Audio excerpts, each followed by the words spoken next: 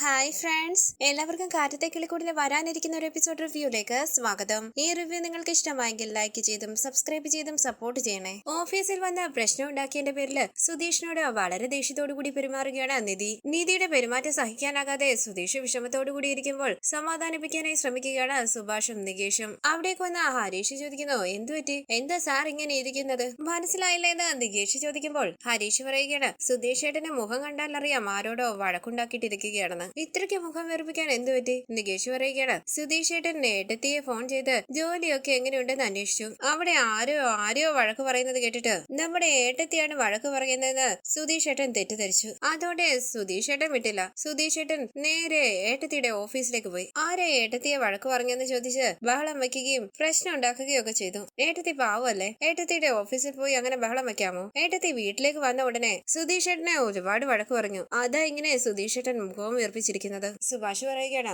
സുധീഷെ, നിധിയുടെ സ്ഥാനത്ത് നിന്ന് ആലോചിക്കുമ്പോൾ നീ ചെയ്തത് തെറ്റല്ലേടാ. നീ എന്തിനാ നിധിയുടെ ഓഫീസിലേക്ക് പോയത്? എന്താ നടന്നെന്നറിയാതെ നീ എന്തിനാ അവിടെ ചെന്ന് വഴക്കുണ്ടാക്കിയത്? ഹരീഷ് പറയുന്നു, സുധീഷ് ഏട്ടന്റെ വിചാരം വലിയ ഹീറോ ആണെന്നല്ലേ. ഓരോ സിനിമകൾ കണ്ടോ ഓരോന്ന് കാണിച്ചു കൂട്ടുകയാ. ആരെങ്കിലും ജോലി ചെയ്യുന്ന ഓഫീസിൽ ചെന്ന് വഴക്കുണ്ടാക്കുമോ? വിവരമുള്ള ആരെങ്കിലും ചെയ്യുന്ന പണിയാണോ ഇത്? സുധീഷ് ചോദിക്കുന്നു, നീ ആരുടെ മുഖത്ത് നോക്കിയാടാ വിവരമില്ലാത്തവനെന്ന് പറഞ്ഞത്? അങ്ങനെ സുധീഷ് ഹരീഷിനെ തല്ലുമ്പോൾ ഹരീഷും സുധീഷിനെ തിരിച്ചു തല്ലുകയാണ്. സുഭാഷ് അവരെ പിടിച്ചു മാറ്റുമ്പോൾ ടെൻഷനോടുകൂടി നിധിയുടെ റൂമിന്റെ വാതിലടയ്ക്കുകയാണ് നികേഷ്. സുഭാഷ് പറയുന്നു, നിങ്ങളൊന്ന് അടങ്ങി നിൽക്കുന്നുണ്ടോ? നിധി കണ്ട തെറ്റിദ്ധരിക്കില്ലേ? ഇപ്പൊ തന്നെ ദേഷ്യപ്പെട്ട നിധി അകത്തേക്ക് പോയത്. സുധീഷ് പറയുന്നു, സുഭാഷ് ഏട്ടാ, ഇവനെ ഞാനുണ്ടല്ലോ. ഹരീഷ് പറയുകയാണ്, സുധീഷ് ഏട്ടൻ ഒന്നും അറിയില്ല, വലിയ അറിവുള്ള ആളെ പോലെ നടപ്പ്. നിങ്ങളെയൊക്കെ ഒരു പെണ്ണ് എങ്ങനെ ഇഷ്ടപ്പെടാനാ? കിട്ടിയ ജീവിതം കൊണ്ട് തൊലക്കരുത്. സുധീഷ് പറയുകയാണ്, ഓ, നിനക്കെല്ലാം അറിയാലോ, അന്ന് ഞാൻ കണ്ടായിരുന്നു ആ പെണ്ണ് നിന്റെ തലയിലേക്ക് വേസ്റ്റ് കൊണ്ടിരുന്നത്. അന്ന് നീ നീതുവിനെ എങ്ങനെ ഹാൻഡിൽ ചെയ്യണമെന്ന് അറിയില്ലെന്നാണല്ലോ പറഞ്ഞത്. നീ എന്നെ അഡ്വൈസ് ചെയ്യുന്നോ? എന്ത് ചെയ്യണമെന്ന് എനിക്കറിയാടാ. ഹരീഷ് പറയുകയാണ്, കല്യാണം കഴിഞ്ഞിട്ട് ഇത്രയും നാളുകളായില്ലേ, ഇപ്പോഴും വഴക്ക് വാങ്ങിച്ചോണ്ടിരിക്കുകയല്ലേ? ഇങ്ങനെയാണ് നിന്റെ പ്രവൃത്തികളെങ്കിൽ എങ്ങനെ ഏട്ടത്തി നിങ്ങളെ ഇഷ്ടപ്പെടും? സുധീഷ് പറയുകയാണ്, ഓ, പറയുന്ന കേട്ടതൊന്നും നിന്നെ എല്ലാവർക്കും അങ്ങ് ഇഷ്ടമാണെന്ന് ക്യൂ നിൽക്കുകയല്ലേ ആൾക്കാർ നിന്നെ ഇഷ്ടപ്പെടാനായിട്ട്. നികേഷ് പറയുകയാണ്, സുധീഷ് ഏട്ടാ, ഞാൻ അറിയാതെ പറഞ്ഞു പോയതാ, ദയവ് ചെയ്ത് നിങ്ങൾ വഴക്കുണ്ടാക്കരുതേ. സുധീഷ് പറയുകയാണ്, ഇതൊരു വീടാണോ? ഇതൊരു നരകമോ? ഈ വീട്ടിലുള്ള ആരെങ്കിലും എന്നെ മനസ്സിലാക്കുന്നുണ്ടോ? ഈ വീട്ടിലെ മനുഷ്യന്മാർക്ക് കഴിയാൻ പറ്റുമോ? ഹരീഷ് പറയുകയാണ്, പറയുന്ന കേട്ടാ തോന്നുമല്ലോ സുധീഷ് ഏട്ടൻ ഇവിടെയുള്ള എല്ലാവരുടെയും നല്ലതാണ് ആഗ്രഹിക്കുന്നതെന്ന്. നിങ്ങളെ പോലെ ഒരു സ്വാർത്ഥൻ വേറെയില്ല. സുധീഷ് വീണ്ടും ഹരീഷിനെ അടിക്കാനായി തുടങ്ങുമ്പോൾ, എടാ സുധീഷ് ഇങ്ങോട്ട് മാറാന്ന് പറഞ്ഞ് സുഭാഷ് തടയുകയാണ്. സുധീഷ് പറയുകയാണ്, ഇതൊരു വീടാണോ? ഇങ്ങനെ കാല് വാരുന്ന ആളുകളുടെ ഇടയിൽ എങ്ങനെ ജീവിക്കാനാ? പോടാന്ന് പറഞ്ഞ് ദേഷ്യത്തോടു കൂടി സുധീഷ് വീട്ടിൽ നിന്ന് ഇറങ്ങി പോവുകയാണ്. സുഭാഷ് പറയുന്നു, എടാ സുധീഷ്, എടാ ഹരീഷ്, നീ എന്തിനാ അവനോട് വഴക്കുണ്ടാക്കാൻ പോയത്? ഹരീഷ് പറയുകയാണ്, ഞാൻ എന്താ സുഭാഷ് ഏട്ടാ തെറ്റായിട്ട് പറഞ്ഞത്? സത്യമല്ലേ പറഞ്ഞുള്ളൂ. സുഭാഷ് പറയുകയാണ്, നീതി വഴക്ക് പറഞ്ഞതിന്റെ ദേഷ്യത്തിലിരിക്കുകയായിരുന്നു അവൻ. വെറുതെ അവനോട് വഴക്കുണ്ടാക്കാൻ പോകണമായിരുന്നു നിനക്ക്. ഹരീഷ് ചോദിക്കുകയാണ്, സുഭാഷ് ഏട്ടാ, ഞാൻ എന്ത് തെറ്റാ ചെയ്തത്? നികേഷ് പറയുകയാണ്, ഹരീഷ് ഏട്ടൻ അല്ല തെറ്റ് ചെയ്തത്, ഞാനാ. ഹരീഷ് ഏട്ടൻ ചോദിച്ച ഉടനെ ഞാനത് പറയരുതായിരുന്നു. സുഭാഷ് പറയുന്നു, നിധി വളരെ വിഷമത്തോടു കൂടിയാ അകത്തേക്ക് പോയത്. ഇനി നിങ്ങൾ വഴക്കുണ്ടാക്കിയതും കൂടി അറിഞ്ഞാൽ വല്ലാതെ വിഷമിക്കും. ദയവ് ചെയ്തൊന്ന് അടങ്ങ്. തുടർന്ന് ഭാസ്കരൻ പാട്ടും പാടി പുറത്തിരിക്കുമ്പോൾ ദേഷ്യത്തോടു കൂടി പുറത്തേക്ക് ഇറങ്ങി വന്ന സുധീഷ് കാറിന്റെ അരികിൽ നിൽക്കുകയാണ്. ഭാസ്കരൻ പാട്ട് കേട്ട് ആസ്വദിച്ചിരിക്കുമ്പോൾ അരികിലേക്ക് ചെന്ന് റേഡിയോ ഓഫ് ചെയ്യുകയാണ് സുധീഷ്. ഭാസ്കരൻ ചോദിക്കുന്നു, നീ എന്തിനാടാ ഇപ്പം റേഡിയോ ഓഫ് ചെയ്തത്? സുധീഷ് പറയുന്നു, ഞാൻ പിടി വിട്ട് നിൽക്കുകയാണ്. ഇപ്പൊ നിങ്ങൾക്ക് പാട്ട് കേൾക്കുന്നതാണോ പ്രധാനം? എന്റെ കലി കൂട്ടല്ലേ നിങ്ങൾ? ഭാസ്കരൻ പറയുകയാണ്, നിനക്ക് കലി കയറിയാൽ ഞാൻ എന്ത് വേണം? സുധീഷ് പറയുന്നു, പാട്ട് കേൾക്കാൻ പാടില്ല, ശബ്ദം കേട്ടാ നിങ്ങൾക്കിട്ട് ഞാൻ തരും. ഭാസ്കരൻ പറയുകയാണ്, ഇത്രയും നേരം ആ പെങ്കൊച്ച് നിന്നെ ഫയർ ചെയ്യുകയായിരുന്നല്ലോ, അപ്പൊ ഒരു പൂച്ചക്കുട്ടിയെ പോലെ കുനിങ്ങി നിൽപ്പുണ്ടായിരുന്നു, ഇപ്പൊ പുലിയെ പോലെ എന്റെ അടുത്ത് വന്ന് ചാടുന്നു. അവിടെ അവളുടെ അടുത്ത് പോയി ഇതുപോലെ എതിർക്കാൻ പറ്റുമോ നിനക്ക്? ഇത് കിട്ടി ദേഷ്യത്തോടു കൂടി സുധീഷ് കൈ ചുരുട്ടുകയാണ്. കയ്യിലേക്ക് ഒന്ന് നോക്കിയിട്ട് ഭാസ്കരൻ ചോദിക്കുന്നു, എന്താ നിനക്ക് ദേഷ്യം വരുന്നുണ്ടോ? എന്നെ അടിക്കണമെന്ന് തോന്നുന്നുണ്ടല്ലോ. നിന്റെ ധൈര്യം എന്റെ മുന്നിൽ മാത്രമേ നിനക്ക് കാണിക്കാൻ കഴിയൂ, അകത്ത് കാണിക്കാൻ പറ്റില്ല. ഞാൻ പറഞ്ഞതിന്റെ അർത്ഥം അകത്ത് ചെന്ന് ആ പെങ്കൊച്ചിനെ അടിക്കണമെന്നല്ല. നിന്റെ ഭ്രാന്തൻ ബുദ്ധി വെച്ച് ഓരോന്ന് ആലോചിച്ച് കൂട്ടാതെന്നാ പറഞ്ഞത്. ഒരു പെണ്ണിനെ കല്യാണം കഴിച്ചോണ്ട് വന്നിട്ട് 4 മാസം കഴിഞ്ഞു, ഇപ്പോഴും അവളുടെ അടുത്ത് നിന്ന് വഴക്ക് കേട്ടോണ്ടിരിക്കുന്നു. നിനക്ക് നാണോ ഇല്ലേടാ? സുധീഷ് പറയുന്നു, നിങ്ങളും മിണ്ടാതിരിക്കുന്നതാ നല്ലത്, ഞാൻ നല്ല ദേഷ്യത്തിലാ. ഭാസ്കരൻ പറയുകയാണ്, എടാ, ഞാൻ ആ കാലത്തൊക്കെ എങ്ങനെയായിരുന്നെന്ന് അറിയാമോടാ? എന്റെ ഭാര്യയ്ക്ക് എന്താ ഇഷ്ടം എന്താ ഇഷ്ടമല്ലാത്തതെന്നൊക്കെ അറിഞ്ഞ് പെരുമാറുമായിരുന്നു. വിരൽ ചൂണ്ടി സുധീഷ് പറയുന്നു, നിങ്ങളുടെ യോഗ്യത എനിക്ക് അറിയില്ലേ, വായടച്ച മിണ്ടാതിരിക്കുന്നതാ നിങ്ങൾക്ക് നല്ലത്. ഭാസ്കരൻ പറയുന്നു, എടാ, എന്റെ യോഗ്യതയൊക്കെ അവിടെ നിൽക്കട്ടെ, ഒരു പെണ്ണിനോട് എങ്ങനെ സംസാരിക്കണം എങ്ങനെ പെരുമാറണമെന്നൊക്കെ നിനക്കറിയുമോടാ? യോഗ്യതയെ പറ്റി പറയാൻ വന്നിരിക്കുന്നു. സുധീഷ് പറയുകയാണ്, ഇതൊരു വീടാണോ? ഇവിടെ താമസിക്കുന്നവർക്ക് സമാധാനമുണ്ടോ? ഊരും പേരും അറിയാത്ത കുറെ പേർ പരിഹസിച്ച് ചിരിച്ചത് പോരാഞ്ഞിട്ട് ഇപ്പം സ്വന്തം വീട്ടിലുള്ളവരും പരിഹസിച്ച് ചിരിക്കുക. ഈ വീട്ടിലുള്ള വീട്ടിലുള്ള ആരെങ്കിലും എന്നെ മനസ്സിലാക്കിയിട്ടുണ്ടോ? ഭാസ്കരൻ പറയുന്നു, ചുമ്മാ ഇതുപോലെ നാടകം കളിച്ചോണ്ടിരുന്നാൽ ഒരു പെണ്ണ് ഇഷ്ടപ്പെടില്ലടാ. സുധീഷ് പറയുകയാണ്, എനിക്ക് ഇതേ അറിയത്തുള്ളൂ. അവളെ ഒരാള് വഴക്ക് പറഞ്ഞെന്നറിഞ്ഞപ്പോൾ ഞാൻ പോയി ബഹളം ഉണ്ടാക്കി ദേഷ്യപ്പെട്ടു. അവള് ജോലി ചെയ്യുന്ന സ്ഥലത്തേക്കൊന്നും ഞാൻ പോകാൻ പാടില്ല എന്നൊന്നും ചിന്തിച്ചു പോലുമില്ല. എന്റെ അവസ്ഥ ഈ വീട്ടിലുള്ള ആർക്കെങ്കിലും മനസ്സിലാവുന്നുണ്ടോ? എങ്ങനെ ഈ വീട്ടിലുള്ള എല്ലാവരും ഒരേപോലെ ആയി പോയത്? അതൊക്കെ പ്രതീക്ഷിക്കണമെങ്കിൽ ഇതൊരു വീടായിരിക്കണമല്ലോ, ഇതൊരു നരകമല്ലേ? മനുഷ്യരുണ്ടോ ഈ വീട്ടില്? ഇല്ലാന്ന് ഭാസ്കരൻ പറയുമ്പോൾ ഒന്ന് പോന്ന് പറഞ്ഞ് ദേഷ്യത്തോടു കൂടി കാറിൽ കയറി അവിടെ നിന്ന് പോവുകയാണ് സുധീഷ്. തുടർന്ന് രാവിലെ നിധിയും സുഭാഷും ഹരീഷും നികേഷും ചായ കുടിച്ചുകൊണ്ടിരിക്കുകയാണ്. ഓഫീസിൽ ചെന്ന് സുധീഷ് പ്രശ്നം ഉണ്ടാക്കിയ കാര്യം അവർ സംസാരിക്കുന്നു. സുധീഷ് ഏട്ടനൊരു വിവരമില്ലാന്ന് ഹരീഷ് പറയുമ്പോൾ സുഭാഷ് പറയുകയാണ്, അത് അങ്ങനെയല്ലടാ, നിധിക്ക് ഓഫീസിൽ എന്തോ പ്രശ്നമുണ്ടെന്ന് തോന്നിട്ടാ അവൻ അവിടേക്ക് പോയത്. മോൾക്ക് എന്തെങ്കിലും പ്രശ്നമുണ്ടെങ്കിൽ ഞങ്ങളോട് പറയാൻ മടിക്കരുത്. മോള് നല്ല നിലയിലെത്തണം. മോൾ ആഗ്രഹിച്ചതുപോലെ വലിയ വലിയ ബിൽഡിങ്ങുകളൊക്കെ കെട്ടണം. ഞാൻ മോളുടെ കീഴിൽ ജോലി ചെയ്യണം. ഇത് കേട്ട് നിധി പുഞ്ചിരിക്കുമ്പോൾ ഹരീഷ് പറയുകയാണ്, ഏട്ടത്തി അതെല്ലാം നേടിയെടുക്കും. ഏട്ടത്തി നമ്മുടെ വീട്ടിൽ ജീവിച്ചില്ലേ, ഇനി എന്ത് പ്രശ്നം വന്നാലും ഏട്ടത്തിക്ക് നേരിടാൻ കഴിയും. നിധി ചോദിക്കുന്നു, സുധീഷ് എന്തി ഇതുവരെ വന്നില്ലേ? സുഭാഷ് പറയുകയാണ്, അവൻ രാത്രിയിൽ ഇറങ്ങിപ്പോയതാ, ഇതുവരെ വന്നില്ല. ഹരീഷ് പറയുകയാണ്, സുധീഷ് ഏട്ടന്റെ സ്ഥിരം പരിപാടിയാ, എന്തെങ്കിലും വീട്ടിൽ പ്രശ്നം ഉണ്ടായാൽ ഇറങ്ങിപ്പോയു. സുഭാഷ് പറയുകയാണ്, നികേഷ് നീ അവനെ ഒന്ന് വിളിച്ചു നോക്കടാ. ഞാൻ വിളിക്കാമെന്ന് നിധി പറയുമ്പോൾ നികേഷ് പറയുകയാണ്, ഏട്ടത്തി എന്റെ ഈ ഫോണുണ്ട്, ഞാൻ വിളിക്കാം. ഇവിടെ റേഞ്ച് കുറവാണെന്ന് പറഞ്ഞ് നികേഷ് ഫോണുമായി കുറച്ച് അങ്ങോട്ടേക്ക് മാറി നിൽക്കുകയാണ്. ഞാൻ പോയി ദോശ ഉണ്ടാക്കട്ടെ എന്ന് പറഞ്ഞ് സുഭാഷ് അകത്തേക്ക് പോകുമ്പോൾ പിന്നാലെ പോവുകയാണ് ഹരീഷ്. നിധി നികേഷിന്റെ അരികിലേക്ക് ചെന്ന് നികേഷിനെ ശ്രദ്ധിക്കുകയാണ്. വണ്ടിയിൽ കിടന്നുറങ്ങുന്ന സുധീഷ് ഫോൺ അറ്റൻഡ് ചെയ്ത് എന്താ നികേഷ് എന്ന് ചോദിക്കുമ്പോൾ നികേഷിന്റെ കയ്യിൽ നിന്നും ഫോൺ വാങ്ങി നിധി ചോദിക്കാണ്, സുധീഷ് ഇപ്പൊ എവിടെയാ? സുധീഷ് ചോദിക്കുന്നു, നികേഷ് ആണോ സംസാരിക്കുന്നത്? നിധി പറയുകയാണ്, എന്താ എന്റെ ശബ്ദം നിങ്ങൾക്ക് അറിഞ്ഞൂടെ? ഞാൻ നിധിയാ.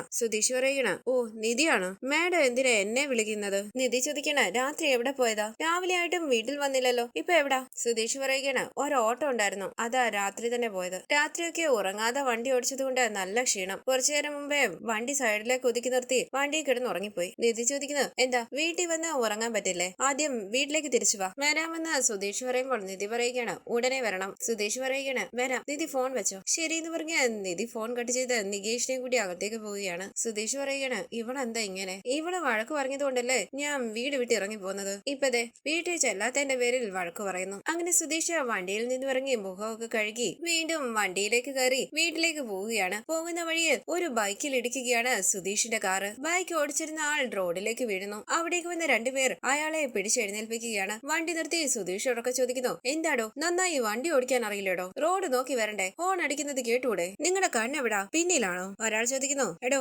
അയാളെ ഇടിച്ചു വീഴ്ത്തിയിട്ട് ഹോൺ അടിച്ചു വന്നു എന്നൊക്കെ പറയുന്നല്ലോ. വണ്ടിയിൽ നിന്നിറങ്ങി അവരുടെ അരികിലേക്ക് ചെന്ന് സുധീഷ് ചോദിക്കുന്നു, അയാൾ വന്നത് റോങ് റൂട്ടിലാ, എന്നിട്ട് എന്റെ മേലെ പഴി ചാരുകയാണോ? എന്താ അയാളെ സപ്പോർട്ട് ചെയ്ത് സംസാരിക്കുകയാണോ? നിങ്ങൾക്ക് നേരെ ചൊവ്വേ വണ്ടി ഓടിക്കാൻ അറിയുമോ? ബാക്കിൽ നിന്ന് വീണ ആൾ പറയുകയാണ്, ആർക്കാടോ വണ്ടി ഓടിക്കാൻ അറിയാത്തത്? നീ അല്ലേടാ ഇൻഡിക്കേറ്റർ ഇടാതെ പെട്ടെന്ന് കയറി വന്നത്? സുധീഷ് പറയുകയാണ്, ഞാൻ ഹോൺ അടിച്ചോണ്ടല്ലേ വന്നത്. മറ്റേ ആൾ പറയുകയാണ്, ഹോൺ അടിച്ചാ മതിയോ? ലെഫ്റ്റിലേക്കാണോ റൈറ്റിലേക്കാണോ പോകുന്നതെന്ന് ആർക്കറിയാം? അങ്ങനെ അവർ വഴക്കുണ്ടാക്കുകയാണ്. തുടർന്ന് ഒരാൾ പറയുന്നു, ഇത് ശരിയാകില്ല, നിങ്ങള് പോലീസിനെ വിളിക്ക്. ആരുടെ ഭാഗത്താണ് തെറ്റെന്ന് അവര് പറയട്ടെ. അയാൾ പറയുന്നു, എന്റെ വണ്ടിക്ക് ഡാമേജ് ഉണ്ട്, താഴേക്ക് വീടാ എന്റെ കൈയും കാലും ഒക്കെ മുറിഞ്ഞിട്ടുമുണ്ട്. നിന്നെ ഞാൻ വെറുതെ വിടില്ലടാ, പോലീസിൽ കംപ്ലൈന്റ് ചെയ്ത് നിന്നെ ഞാൻ അകത്താക്കും. സുധീഷ് പറയുകയാണ്, പോലീസ് സ്റ്റേഷനിൽ പോകാൻ പോവാണോ? എങ്കിൽ ചെല്ല്, ഞാൻ ഇവിടെ തന്നെ കാണും. പോലീസ് വരട്ടെ, ആരുടെ ഭാഗത്താ തെറ്റെന്ന് അവര് തന്നെ പറയട്ടെ. ഒരാൾ പറയുന്നു, അതാ ശരി, നിങ്ങള് പോലീസിനെ വിളിക്ക്. ബൈക്കിൽ നിന്ന് വീണ ആൾ പോലീസിനെ വിളിക്കാനായി തുടങ്ങുമ്പോൾ സുധീഷ് പറയുകയാണ്, ആ പോലീസിനെ വിളിക്ക്, ഞാൻ ഇവിടെ തന്നെ നിൽക്കുന്നുണ്ട്. അങ്ങനെ സുധീഷ് കാറിന്റെ അരികിലേക്ക് പോകാനായി തുടങ്ങുമ്പോൾ ഒരാൾ ചോദിക്കാണ്, നിങ്ങൾ എവിടെ പോവാടോ? സുധീഷ് പറയുകയാണ്,